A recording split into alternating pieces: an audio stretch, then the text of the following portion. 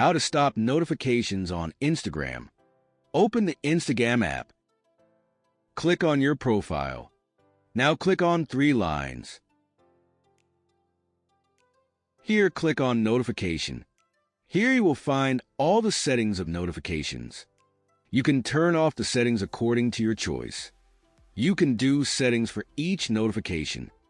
I am doing it like this.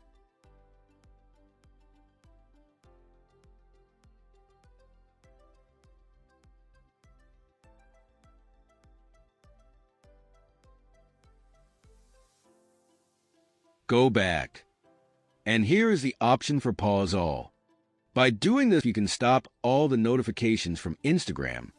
That is how you can off the notification on Instagram app. Now for second step,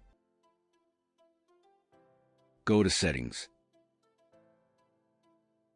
Select Apps. Here select App Management.